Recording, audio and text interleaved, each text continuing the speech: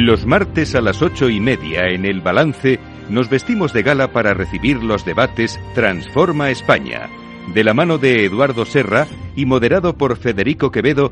Todas las semanas dedicaremos un espacio a reflexionar y debatir sobre aquellos asuntos que contribuyan a transformar el futuro y hacer del nuestro un país mejor.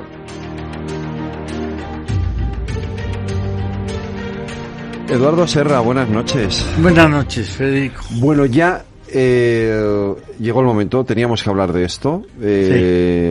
Han pasado ya un par de semanas desde que se produjeron esas elecciones en los Estados Unidos. El resultado ya lo tenemos ahí y tenemos que analizar un poquito en profundidad qué es lo que ha pasado y el por qué, ¿no? Sobre todo, sí. ¿no? Dime. Estados Unidos es el único país del mundo cuyas elecciones afectan a todo el mundo, a todos los países sin exclusión. No votamos los demás, pero nos afectan. ¿Sí? Pero nos afecta y nos afecta mucho.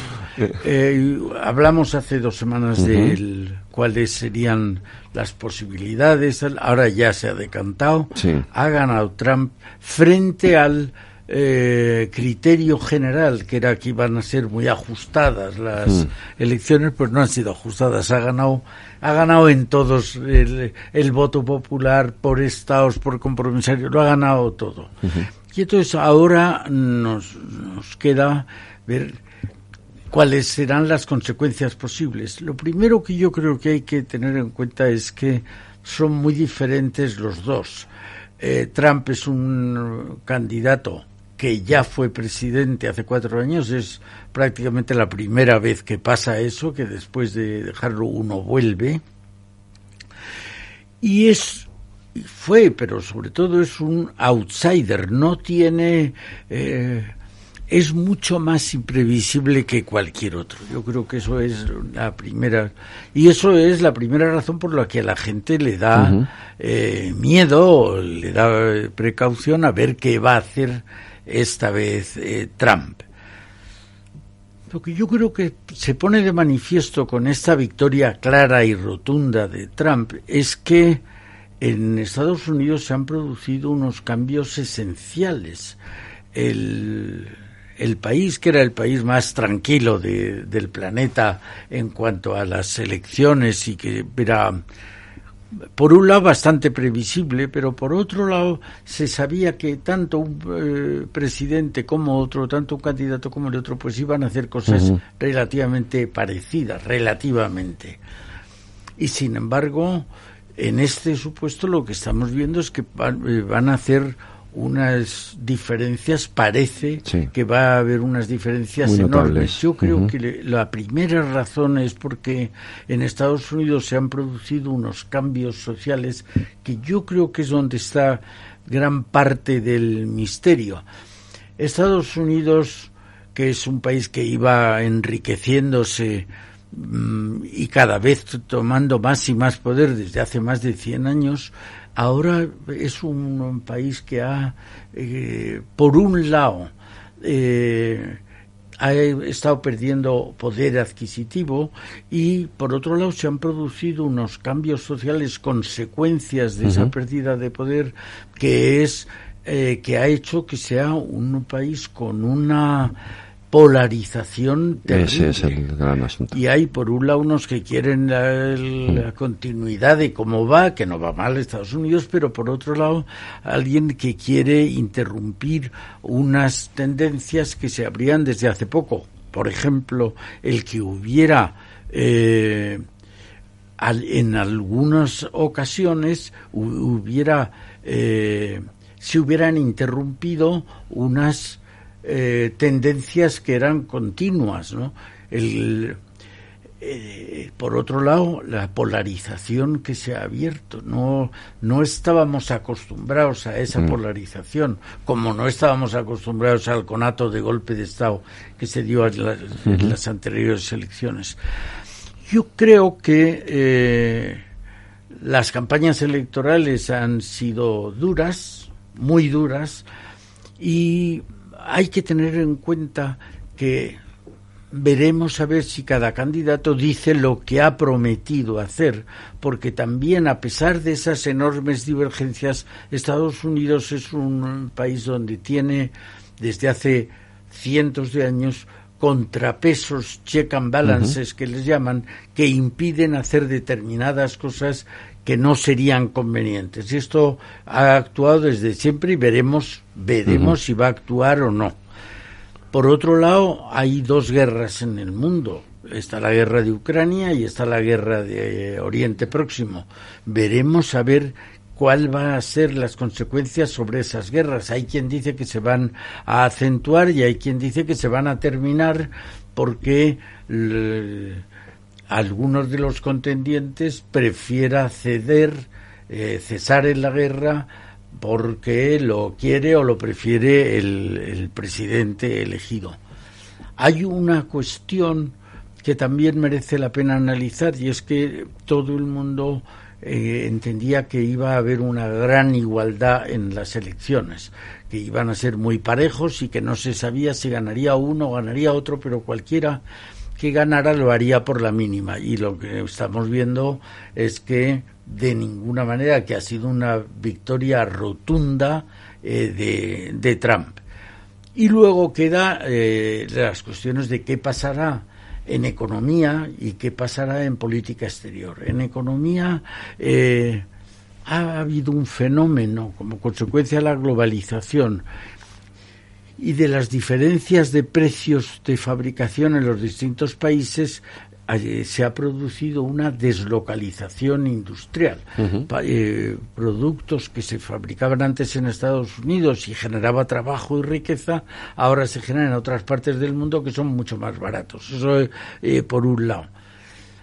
Pero por otro lado está la inmigración, básicamente de todo el mundo, pero básicamente de América del Sur, de América del Centro, que ha hecho que haya muchos ilegales en Estados Unidos, y habrá que ver qué se hace con ellos. Y luego queda un tema que podemos dejar para el final, que es las consecuencias en política exterior. Yo creo que estamos ahí. Pues lo vamos a hacer de la mano de dos invitados a los que tengo muchas ganas de escuchar, también a ti, Eduardo, pero nuestros dos invitados tengo muchas ganas de escucharles. Víctor Torre de Silva es profesor de CUNEF Universidad, doctor en Derecho, premio extraordinario de doctorado, máster en Derecho por la Universidad de Harvard, licenciado en Derecho por la Universidad Complutense.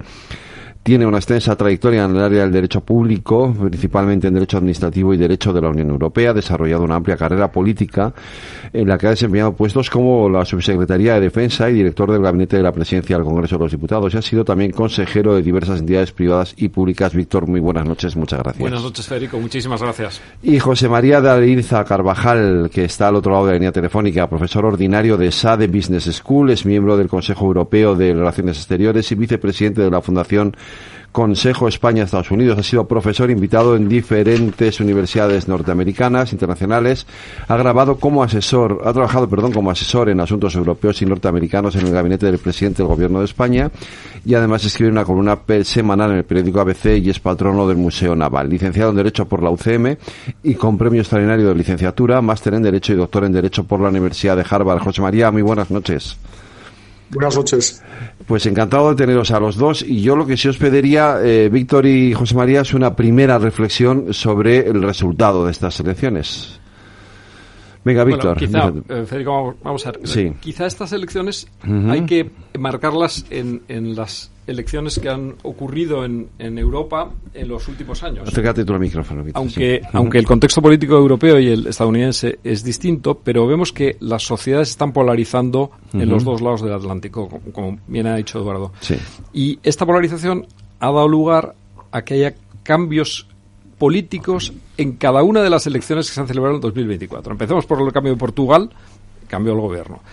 Este verano, las elecciones francesas, de nuevo. Las elecciones británicas, de nuevo. Las elecciones que se pronostican para principios del 2025 en Alemania, también parece que va a dar lugar a un cambio político. Si nos retrocedemos un poco antes en Italia, en el año 2022 también hubo un cambio político. Es decir, las sociedades occidentales presentan un hastío hacia los gobernantes y un deseo de cambio del régimen político. Y esto es una de las cosas que ha podido explicar una victoria tan arrolladora por parte de Trump en relación con la candidata Harris. José María. Yo, para complementar lo que han dicho también Eduardo y Víctor, añadiría que también el Partido Demócrata ha perdido las elecciones. Yo creo que han hecho todo lo posible por perderlas, ¿no? Y la pregunta cuando llegó Biden al poder hace 4 años es que si Trump iba a ser un paréntesis, o el paréntesis lo era Biden, ¿no? Hemos visto que, en efecto, que lo raro es que ganase Biden con un Partido Demócrata con tan poca capacidad realmente de entender a su país. Yo creo que Trump ha hecho una cosa muy acertada, que es presentarse a la vez como un outsider, pero también como un presidente con experiencia. Y ha sido una combinación inteligente, porque mucha gente tenía miedo de votar a Trump por su radicalidad en muchas propuestas, pero al mismo tiempo recordaba que hace 4 años no se metió en guerras y que la economía iba bien. Y esa combinación ingeniosa de ser el antisistema, pero también decir que bueno, que no pasa nada por votar a un antisistema porque ya ha gobernado, le ha funcionado muy bien. Y como explica muy bien Víctor, pues Estados Unidos cada vez está más polarizado, hay mucha desigualdad económica, hay una América olvidada, hay una clase trabajadora que antes votaba a los demócratas y que se ha pasado en buena medida a los republicanos. Y es un país distinto al que damos por supuesto o al que hemos conocido durante muchos años. Pero haciendo ese análisis de los dos candidatos, es decir, porque yo recuerdo a los 2 o 3 días de las elecciones una entrevista que le hicieron a José María Aznar. Decía lo que hay que explicar o lo que hay que intentar entender es por qué en Estados Unidos se ha votado a un presidente que ya ha sido presidente, que dejó de serlo, que dio un golpe de Estado o que intentó dar un golpe de Estado para no dejar de serlo, que está condenado por la justicia y que aún así, a pesar de todo eso, le han vuelto a elegir como presidente. Entonces, algo pasa en una sociedad y, sin embargo, enfrente tiene, digamos, a lo que podría ser la representación del Estado de Derecho, de la democracia, de etcétera, etcétera, que es una fiscal que no consigue conectar con el público americano. ¿Por qué? Una aspiración, si me permitís, a la gente le importa más la economía que la democracia. Y al final muchos votantes han votado con la cartera, muchos miembros de minorías raciales han dicho que ellos lo que quieren es intentar vivir ese sueño americano que parece que está roto, pero que ellos lo quieren para sí y para sus familias, y les importa mucho más la idea de que con Trump iba a haber una mejor gestión económica, lo cual está por ver, que la posible amenaza a la democracia que también supone. Disculpa, Víctor, que te he interrumpido. No, Víctor. No, en absoluto. Esto es verdad. O sea, Associated Press ha preguntado a los votantes que cuál era el factor político más importante que había en esta campaña, que había en juego. Un 40% respondió que la economía. Un 20% que la inmigración. Y luego ya todo lo demás era muy inferior. O sea, la economía es lo que más pesa. Es lo que más ha pesado, por lo menos en estas elecciones, ¿no? Y es verdad que aquí el sentimiento de los votantes americanos ha sido que la mejora económica no ha llegado a sus casas. Es decir, Biden no ha capitalizado algunos éxitos económicos importantes que ha tenido. O sea, el paro está en un 4,1, tiene una tasa de actividad en récord, la bolsa ha ido muy bien durante el mandato de Biden, pero sin embargo esto no ha llegado a la ciudadanía. De hecho, preguntado a la gente sobre el estado de la economía, 2/3 de los americanos, preguntado por la CNN, dice 2/3 de la economía decían que era mala o muy mala, 2/3. En el año 2020 era mitad y mitad. Y preguntado también sobre si su familia está en peor situación que el año 2020, la mitad dice que está en peor situación que el año 2020. En el año 2020, un quinto decía que está peor que en el año 2016, ¿no? O sea, que la economía pesa, la economía importa y la economía no ha mejorado para el conjunto de los votantes. Y esto yo creo que ha sido un factor importante de rechazo hacia Harris y de apoyo a Trump. Sí, quizá, estoy absolutamente de acuerdo, pero quizá hay una capa de la sociedad americana que se siente mal, hay otra capa que se siente muy bien. Decimos, en Estados Unidos se han deslocalizado muchas industrias. Mucha gente se ha quedado sin trabajo o con un trabajo que le gustaba poco. Es verdad, sí, es verdad, pero eso es una gente, porque otra gente se ha forrado de la economía americana. Ellos les ha ido muy bien. Entonces, hay esa polarización que hablábamos al principio, pues parece que es verdad, que la gente, hay una gente que no es todos, pero que mucha gente está muy disgustada de lo que está pasando allí en Estados Unidos. Yo creo que ese es un elemento clave para entender estas elecciones, ¿no? Uh-huh. Víctor. No, sí, vamos, yo creo que eso es una cuestión que es así.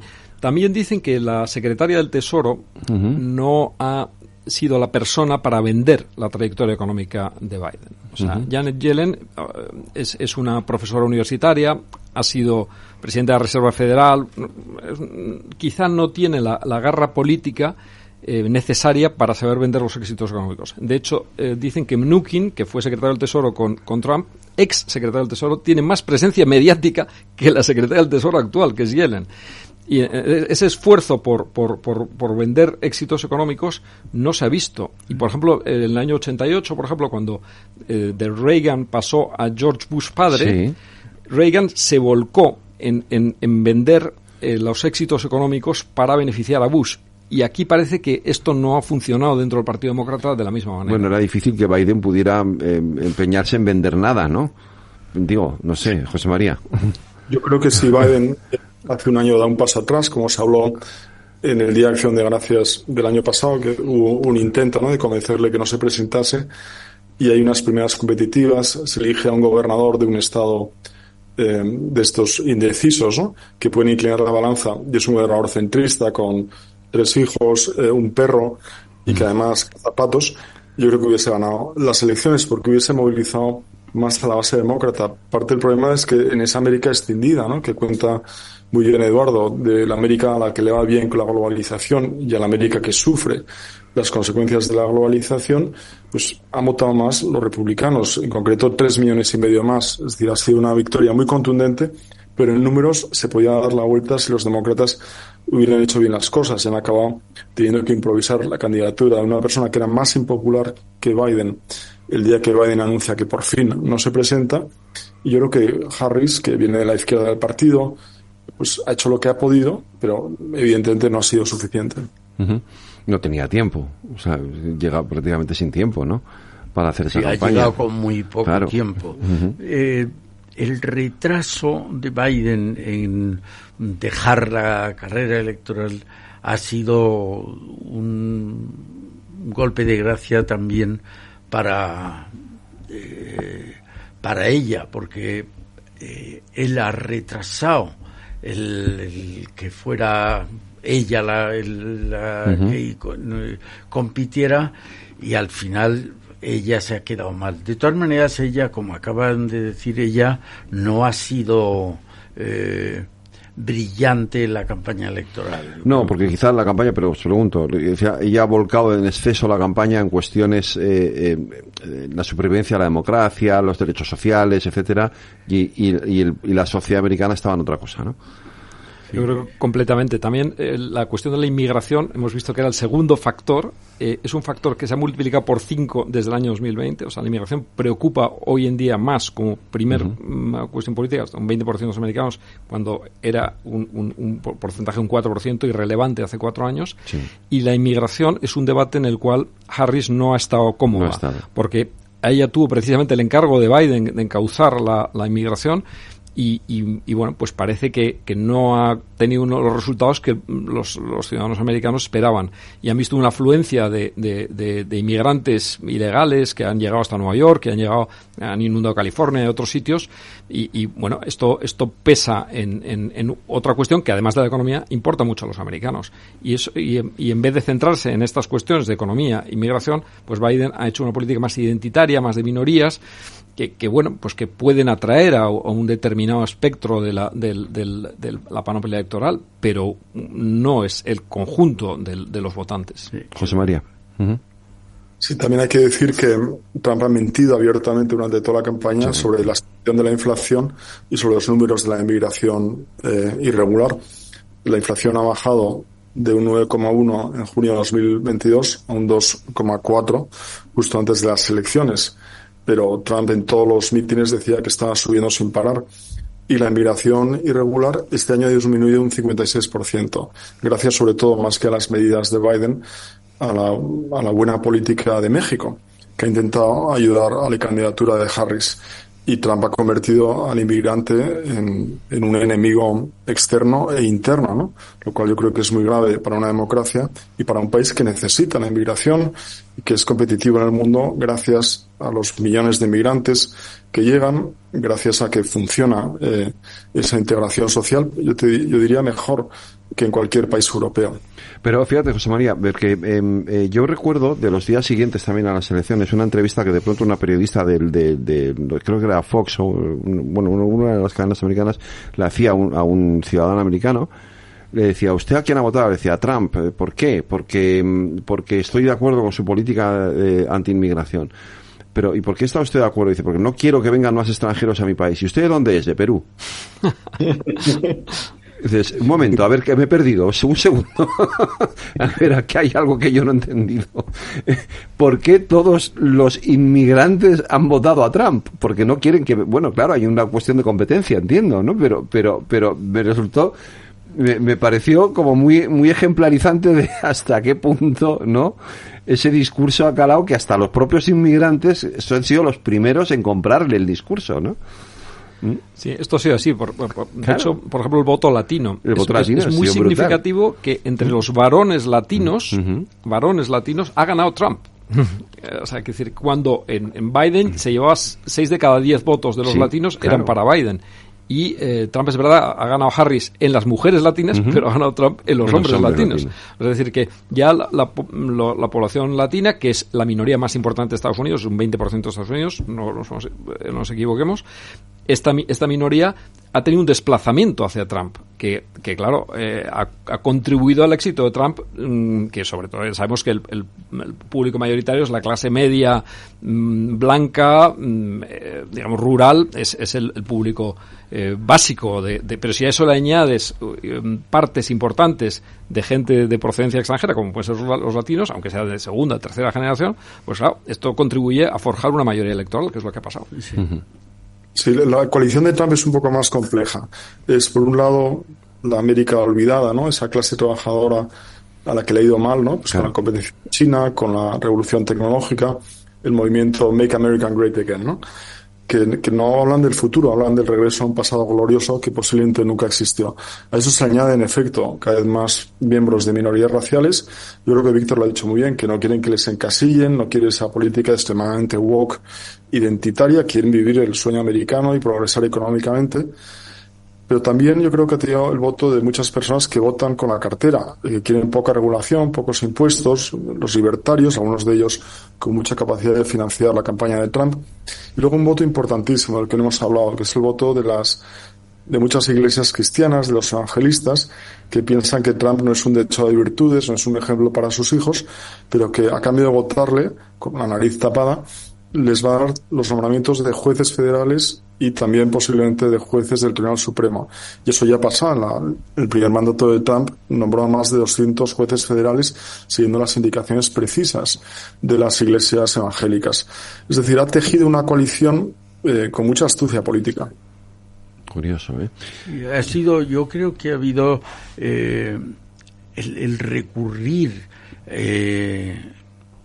yo creo que a la mentira muchas veces, donde ha encontrado la manera de engañar a un porcentaje alto de la población americana con independencia de que fuera verdad o mentira, y eso le ha ganado votos a Trump. Este es un elemento que me interesa mucho escucharos, porque yo que soy un obsesionado con esto de la desinformación y de las bulos y las fake news, primero como periodista, por lo que me afecta, ¿no? Y luego también porque creo que favorece es un terreno abonado para la antipolítica.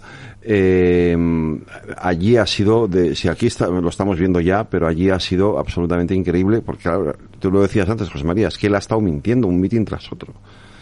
Y la gente se lo ha comprado, se lo ha creído, ¿no?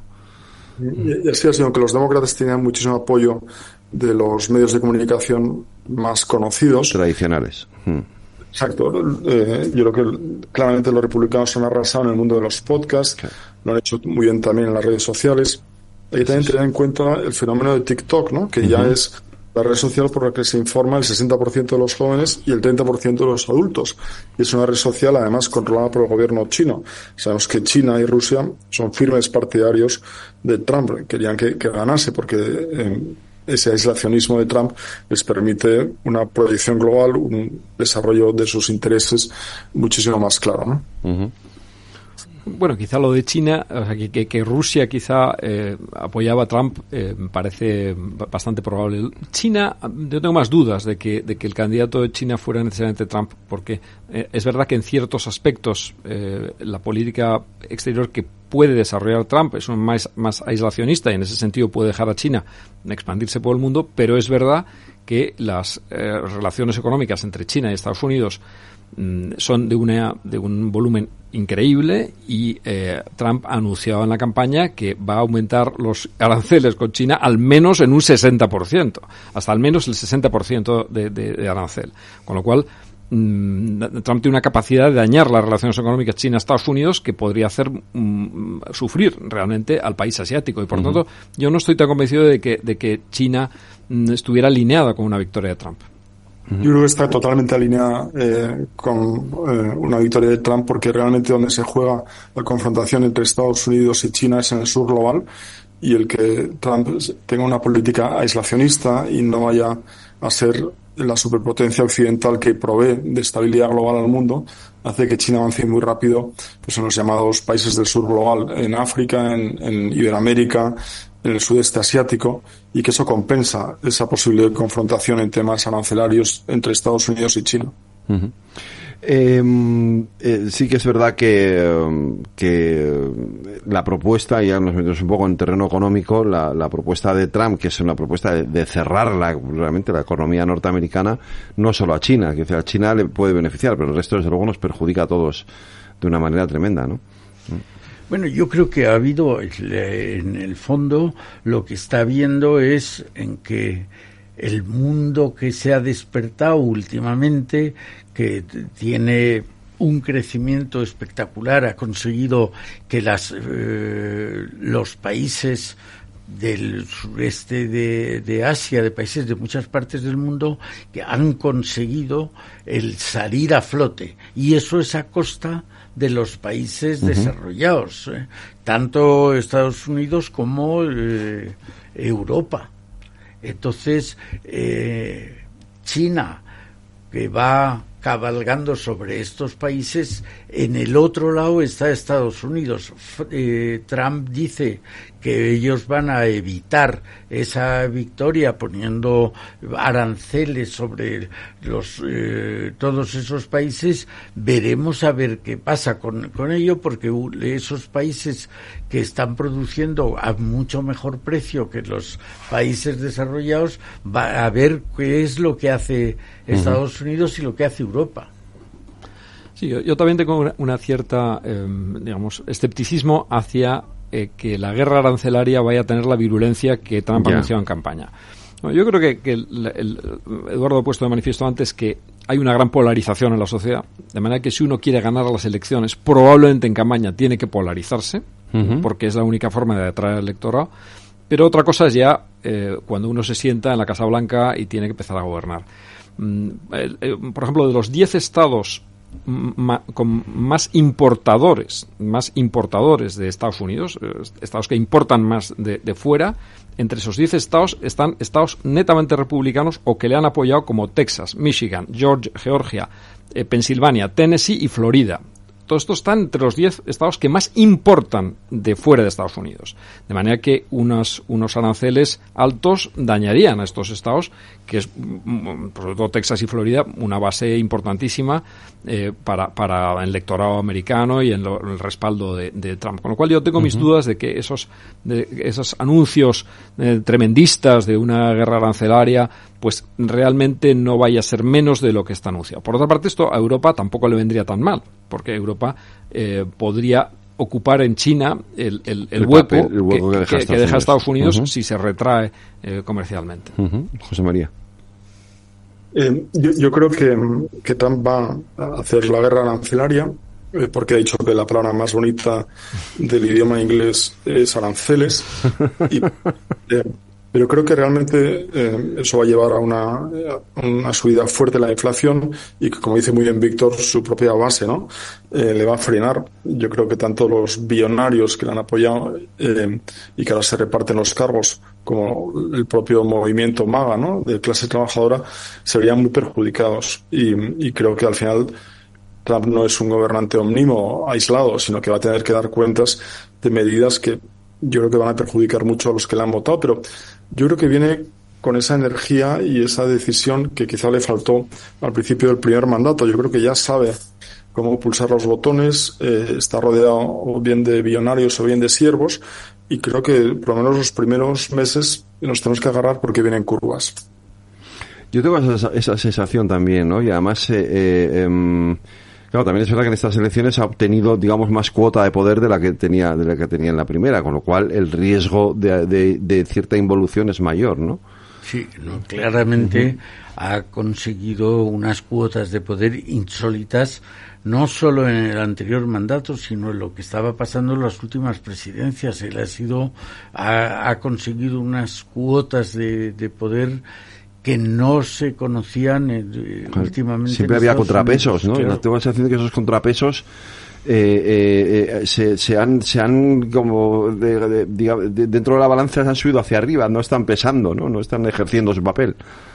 Sí, pero otro factor que quizá hay que considerar y que puede ser contrapeso es el factor edad, simplemente. O sea, Trump va a ser el presidente de Estados Unidos en este segundo mandato, el presidente de Estados Unidos que se sienta en la Casa Blanca con más edad de todos. Es decir, incluso supera a Biden. Biden ganó las elecciones con 77 años, Trump las ha ganado con 78 años, estas elecciones, ¿no? O sea que, bueno, es un récord. Reagan en su segundo mandato, que nos parecía muy mayor, empezó con 72 años, ¿no? Entonces, una persona que va a estar entre los 78 y los 82 años es una persona que normalmente tiene menos energía, cualquiera que sea la actividad que desempeña en campaña, porque en campaña sabemos que hay un artificio de crear un personaje muy energético y demás, pero en la realidad una persona que ya con esta edad puede ser más calmado y más tranquilo que lo que manifiesta en los titulares y en lo que hemos visto durante la campaña electoral.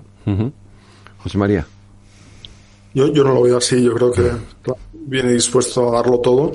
Además, como es en principio el único mandato que le queda, aunque ya ha hecho bromas sobre la posibilidad de un tercer mandato reformando la Constitución, va a hacer muchas cosas que no ha podido hacer en el primer mandato. Y además es que Trump ya es cabeza de un movimiento. O sea, el problema es que, lo contaba muy bien Eduardo, Estados Unidos ha cambiado y el Partido Republicano tradicional, el de Reagan, ¿no? Conservador, a favor del mercado, ya no existe. Esos republicanos, los que eran republicanos con principios, ¿no? Son minoritarios, y lo que hay es un movimiento nacional populista detrás de Trump, que lo va a exigir que haga muchas cosas de las que ha dicho en la campaña. Aquí recuerdo, Eduardo, antes de las elecciones, en otro debate que tuvimos, estuvo el director del Real Instituto Elcano, Charles Powell, dijo textualmente, me acordaré la frase siempre porque me chocó que lo dijera con esa energía, que el proyecto de Trump es un proyecto totalitario.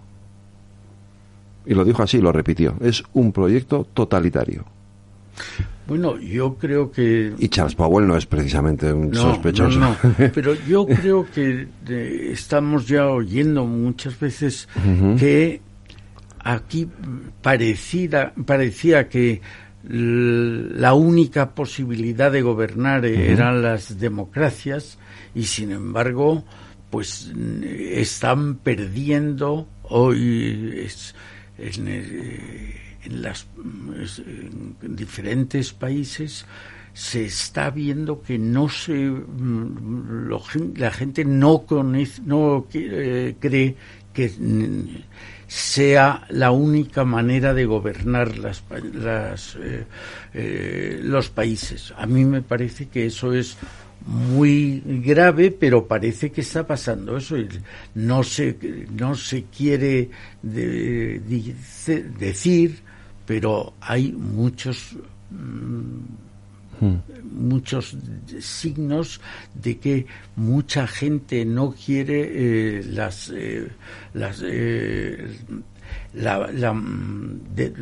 gobernanza como la. ¿Por qué? Porque la gente ha visto que sin democracia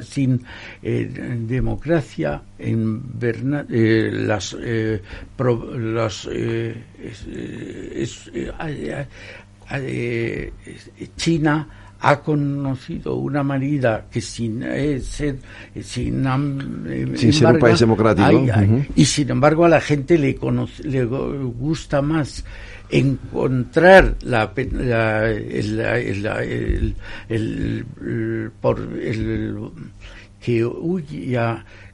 la gente no quiere la gente prefiere entomatir las oportunidades que el tener democracia. Claro, a ver, tú te refieres a una encuesta. Yo recuerdo una encuesta que se hizo aquí en España, que entiendo que en Estados Unidos debe ser todavía mayor el porcentaje, sobre todo entre los jóvenes, que decían que entre un sistema democrático como estos y una autarquía, no les importaba una autarquía porque podría resolver parte de sus problemas, ¿no? Porque a mí me preocupa más que esto se ocurra aquí en España, porque los que hemos vivido o los que reconocemos la democracia como algo que por fin llegaba después de una dictadura, siempre vamos a valorar la democracia como lo que es, ¿no? Y sin embargo, entre los jóvenes que han nacido en ella, y me pasa con mis hijos, la democracia es como, es que no están resolviendo mis problemas, es que yo no me puedo ir de mi casa, no me puedo comprar una vivienda, cobro con perdón un sueldo de miseria, etcétera, etcétera, etcétera. Entonces, esto que genera esa desafección que tú estás queriendo explicarme, Eduardo, entiendo que tiene mucho que ver con lo que está pasando, ¿no? Sí, pero yo en cambio soy más optimista. Yo pienso que Estados Unidos es un país con una sociedad suficientemente fuerte, con una democracia suficientemente madura, que va a resistir a Trump. Claro, resistió un primer mandato y va a resistir un segundo mandato. La democracia americana no se termina con esta presidencia de Donald Trump. No, eso desde luego. Pero tradicionalmente en el mundo desarrollado se pensaba que la democracia no tenía otra igual, y sin embargo estamos viendo que en todo el mundo cada vez hay más gente que parece que quiere tener una mejor vida, aunque no haya aunque pierda un poquito de libertad, quieres decir tú, ¿vale? Sí. Que pasamos de los modelos de democracia liberal a modelos de democracias un poco menos mixtas, ¿no? O híbridas. Esto lo hemos visto en Hispanoamérica clarísimamente, en muchísimos países de Hispanoamérica, donde la gente ha votado a regímenes más o menos autoritarios que han privado de libertades y han cedido, por así decir, cuotas de derechos y democracia a favor de un caudillo que resuelva los problemas que tiene. Pero yo pienso que esto no va a ocurrir en Estados Unidos, que Estados Unidos es diferente de estos otros países en los que hemos visto este fenómeno. José María. Sí, yo estoy de acuerdo con Víctor y con Eduardo. Yo creo que Estados Unidos es una gran democracia y que hay pesos y contrapesos para frenar los excesos que pueda tener Trump, ¿no? Yo creo que el propio sistema federal, realmente los estados pesan frente al gobierno federal. Muchos de ellos están gobernados por demócratas. 21 de las 25 ciudades más prósperas de Estados Unidos son demócratas. La propia opinión pública, los jueces y los medios de comunicación. Es decir, yo creo que hay pesos y contrapesos suficientes. Me preocupa más, de hecho, el impacto que puede tener una presidencia de Trump en Europa, tanto en la economía de Europa como en su defensa, pero también en su democracia, porque normaliza y legitima pues a todos los pequeños Trump que tenemos en el continente. Hacemos una pequeña pausa, porque ahora quiero preguntaros un poco por lo que viene y sobre todo por los cambios por los primeros nombramientos que estamos viendo. A mí me ha sorprendido alguno. Había una chica que parecía la teniente O'Neill, pero bueno, ahora lo comentamos.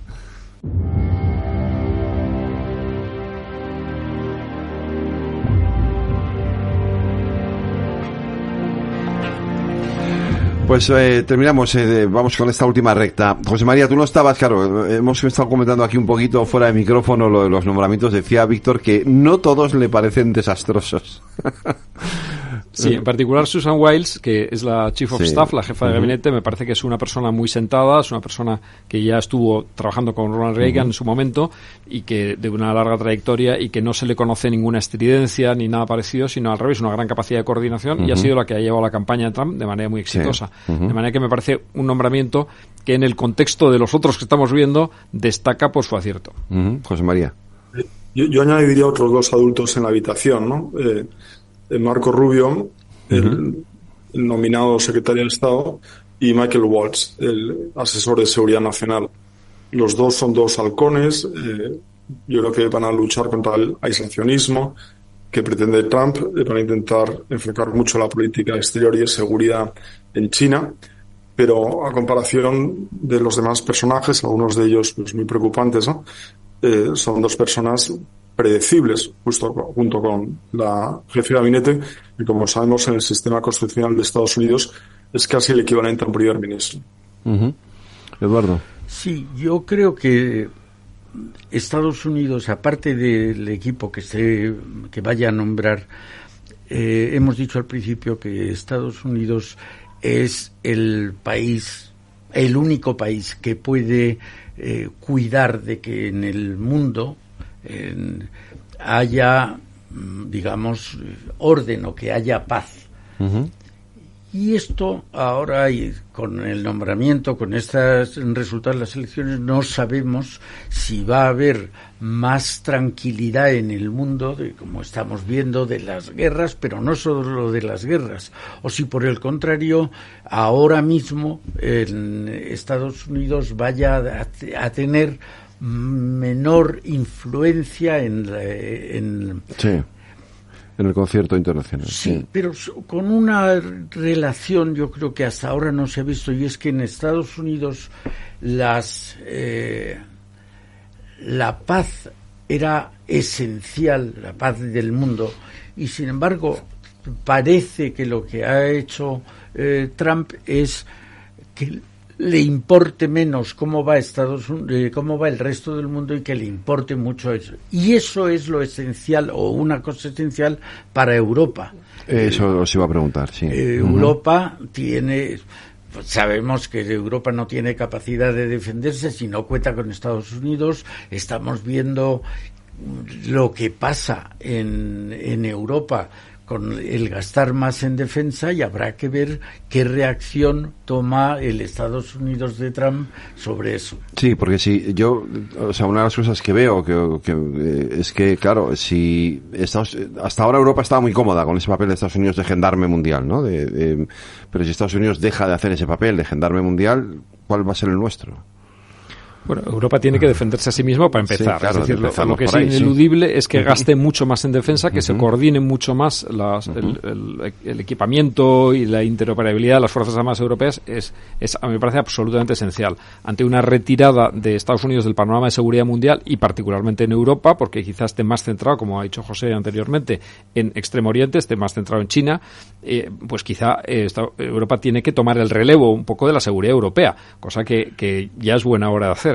Y esto es una llamada particularmente a España, porque España es, dentro de los países de la OTAN, con las cifras de la OTAN, el país que menos gasta en defensa en proporción a su PIB. Es decir, que estamos en el 1,29, cuando la media de los países de la OTAN es 2,71 sobre el PIB. Es decir, los que estamos en el pelotón de cola somos los españoles, pero todos los europeos tienen que hacer un esfuerzo económico importante para defenderse a sí mismos, ya que Estados Unidos va a dar un paso atrás.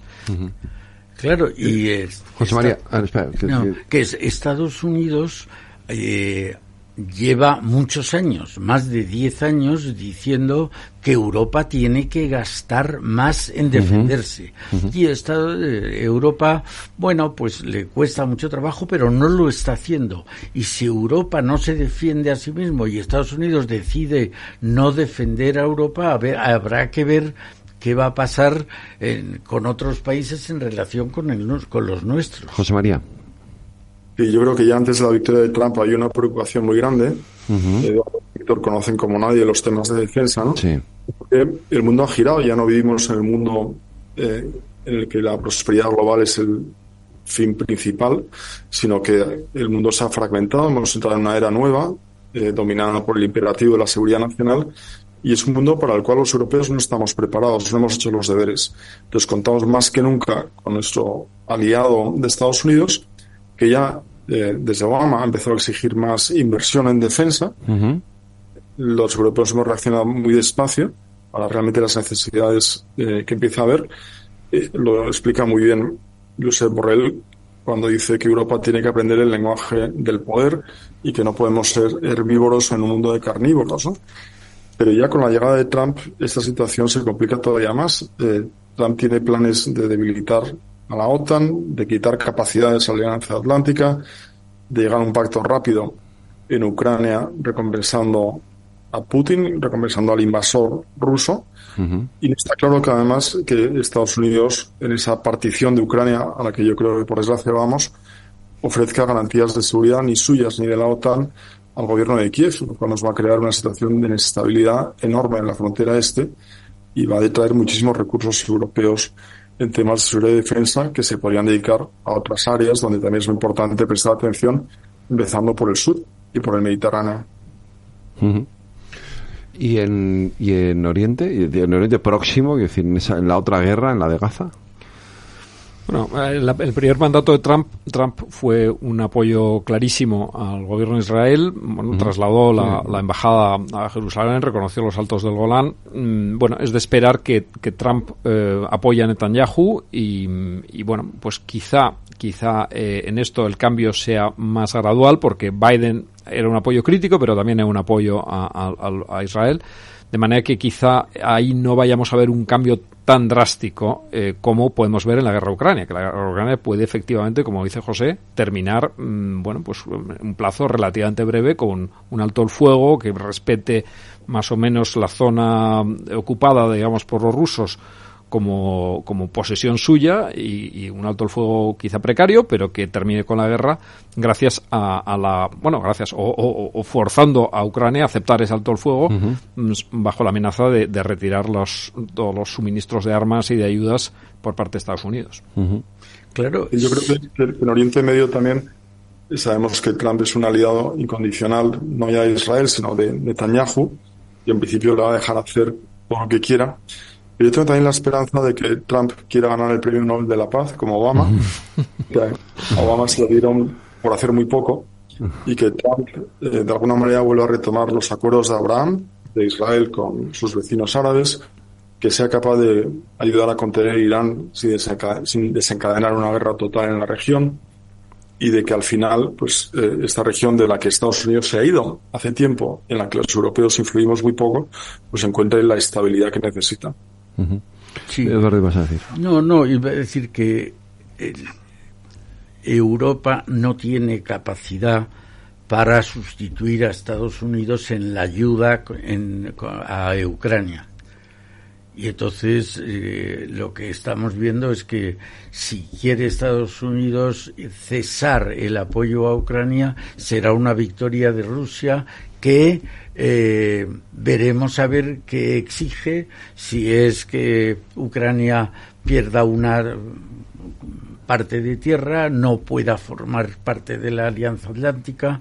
Y todo eso es un palo enorme para la tranquilidad europea. Y luego hay otros sitios del mundo donde Estados Unidos, si quiere dejar de seguir apoyando, Europa no tiene capacidad para sustituir a Estados Unidos, como pasa con muchos países de África y también con América del Sur, América Central, donde no va a poder, Europa no va a poder hacer nada. Entonces, si Estados Unidos no quiere apoyar a América o Europa, eso va a formar parte de lo que ahora llaman el sur, que es una parte del mundo que parece que se va a juntar más con China, India, y va a dejar la parte del centro, lo que hasta ahora era la parte más desarrollada del mundo,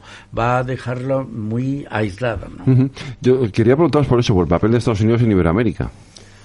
Bueno, la designación de Marco Rubio, sí, es probable que haga girar el foco de Estados Unidos un poco más en los países iberoamericanos, sobre todo en Cuba y Venezuela, ¿no? Que son dos países que le preocupan mucho a Marco Rubio, sí, y de manera que quizá en ese sentido pueda ser una pequeña excepción a la general retirada de Estados Unidos del mundo, esta general retirada que ha mencionado Eduardo, que va aún más a aislacionismo, pues quizá pueda tener alguna excepción en Hispanoamérica, Latinoamérica, precisamente por la designación de Marco Rubio.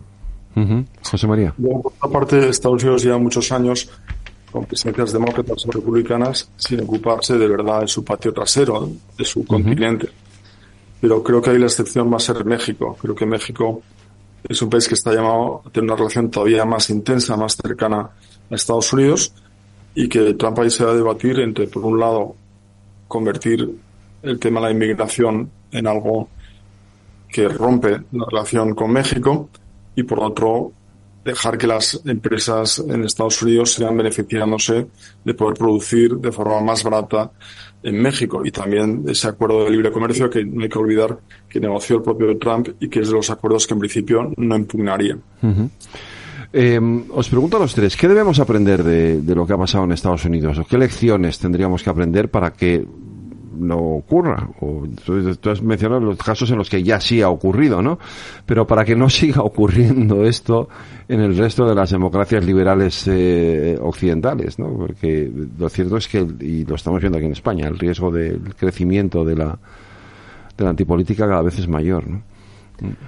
Pues quizá atender a la clase media de cada país. A mí me parece que es absolutamente clave. Cuando los partidos políticos de alguna manera dan por supuesta a la clase media y se centran en apoyar a pequeños grupos marginales que pueden tener un efecto mediático más grande o que pueden dar cierta publicidad, están poniéndose en riesgo de que el país les dé la espalda y haya un cambio político fuerte. Con lo cual, atender al grueso de la población, que no podemos olvidar, la gruesa población pues no sale en los medios de comunicación y no le preocupa tanto muchas veces los derechos y las libertades cuanto el bienestar económico.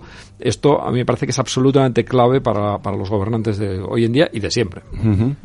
Sí, yo también creo que la clase media es el mayor elemento de estabilidad de una nación. Si no tienes una clase media que sea mayoritaria, el problema, la capacidad de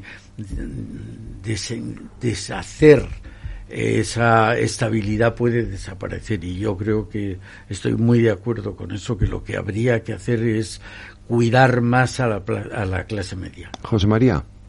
Yo creo que algo muy importante, aparte de fomentar la igualdad de oportunidades para que esa clase media pues pueda vivir la vida social, el dejar pues a los hijos mejor gracias al trabajo de los padres, ¿no? De lo que empezaron los padres, es lo que hace que un país progrese. Creo que es importantísimo la función de las redes sociales, que tienen un efecto de polarización enorme. Es dificilísimo de regular, pero yo creo que tiene un impacto muy negativo en la democracia. Combatir la desinformación, que sería y lo difícil que resulta, porque desde un punto de vista más legal o regulatorio es muy complicado esto de ponerle puertas al campo, ¿no? No resulta nada fácil, ¿no? no resulta fácil, desde luego. Y es, si queremos salvar lo que es los sistemas democráticos en el mundo y queremos mejorar los regímenes políticos, creo que es esencial el que ayudemos a las clases medias a continuar. Sí, y ojo con el tema de los bulos, que efectivamente, efectivamente hay bulos y los bulos tienen una importancia y demás. Pero es importante preservar la libertad de expresión. No vaya a ser que como consecuencia de querer luchar con los bulos, conflicto. Claro, al final acabamos matando a la libertad de expresión, que es mucho más importante que los bulos, la capacidad de la sociedad. Y en ese sentido, a mí me deja tranquilo Trump, porque Trump, tanto Musk como el propio Trump, son muy partidarios de la libertad de expresión. Les ha ido muy bien en los medios de comunicación, han dominado las nuevas tecnologías de comunicación muy bien, y por tanto, en ese sentido, no es previsible que pongan limitaciones a la libertad de expresión en Estados Unidos, lo cual es una buena noticia, pienso, para el mundo también. José María, algo. A mí no me deja nada tranquilo en la relación de Trump. Además, no ya con la libertad de expresión, sino con la verdad. Me parece que son dos aprendices de autócratas y que tenemos que tener mucho cuidado y además, si es posible, pues eso, que Europa, de una vez por todas, aproveche esta crisis que viene para hacer en muchas áreas, no solamente en defensa, sino también en economía, y fortalezca sus democracias. Yo debo decir que comparto esa preocupación con José María también. Sí. Porque efectivamente les veo demasiado proclives a una actitud mucho más autárquica, ¿no? Bueno, yo creo que estamos viendo que la victoria de Trump la vemos, incluso nosotros la vemos como situaciones opuestas. Uno ve que tiene ventajas en la victoria de Trump y otros ven que no es así, que es lo contrario. Pues José María Areiza, Víctor Torre de Silva, muchísimas gracias a los dos. Ha sido un verdadero placer esta conversación. Hemos aprendido mucho, hemos podido analizar. Tendremos que seguir analizando porque queda mucho todavía camino por recorrer allí en Estados Unidos y tendremos que seguir analizándolo. Eduardo, a ti te espero en 15 días aquí otra vez en nuestros debates Transforma España. Muchísimas gracias a los dos. Un abrazo, cuidaros. Gracias. Muchas gracias.